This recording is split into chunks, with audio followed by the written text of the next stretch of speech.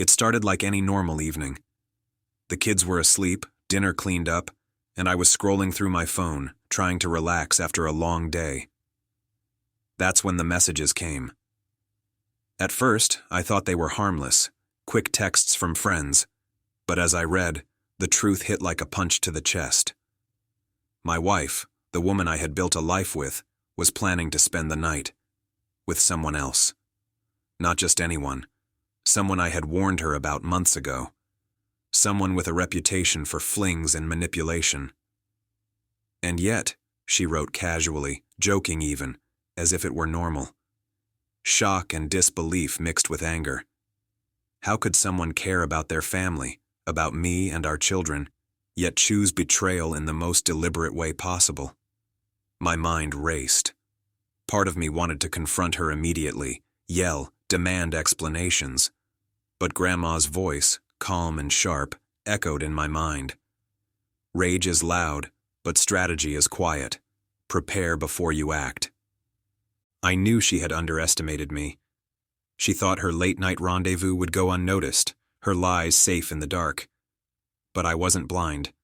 I had already begun documenting everything, her messages, times, excuses, patterns of secrecy. I knew that if I acted, I needed facts, not assumptions. That night, I stayed calm. I didn't call, didn't text, didn't try to corner her. Instead, I focused on the kids, bedtime routines, and preparation. I gathered evidence of every late night, every secret, every contradiction she had ever made, anything that would show the pattern of betrayal. By morning, the plan began. I didn't rush into confrontation. Instead, I created a private, undeniable record of her actions, screenshots, timestamps, texts, even receipts of meetings and locations. Every lie she told now had a counterweight, truth. Then came the confrontation. Not loud, not dramatic, but controlled. I waited until the kids were out of the room and spoke calmly. "I know about last night," I said. My voice wasn't trembling, it wasn't angry, it was quiet, factual, and precise. Her reaction surprised me. She expected rage, tears, maybe a scene. Instead, she saw composure. She tried to laugh it off, to joke, to minimize, but the evidence spoke louder than her excuses. I laid it out. Messages, timestamps, patterns, proof of betrayal. And then I did something unexpected. I didn't demand a breakup. I didn't threaten. I simply stated the consequences, boundaries, accountability, and transparency. If we're going to continue as a family, I said, there will be honesty, or there will be separation. Your choices affect all of us, not just you. Weeks followed.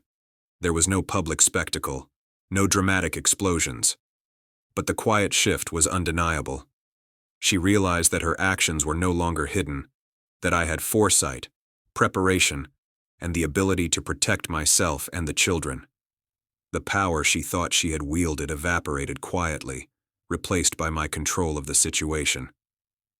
I focused on the family, rebuilding routines, nurturing trust with the kids, and reclaiming my peace. She attempted reconciliation, but I held firm. Boundaries weren't punishments, they were shields, protecting the life I had worked for and the children I loved. In the end, the revenge wasn't about humiliation. It wasn't about shaming her publicly or creating drama. The real revenge was survival, control, and integrity. She may have thought she could live a double life, care about the family, and betray me simultaneously. But she underestimated one thing: the power of quiet preparation, truth, and patience. By the time she realized the full weight of her actions, it was too late. The family life she tried to manipulate remained strong, stable, and thriving. Not because she loved us better, but because I had learned to protect what truly mattered. Sometimes the strongest revenge isn't public or loud. It's surviving, thriving, and showing the family, especially the children, that betrayal doesn't define us, but how we respond does. And that night, when she walked into our home after her rendezvous, she faced something she hadn't expected: A calm, prepared, unshakable partner who would not be manipulated again. That was enough.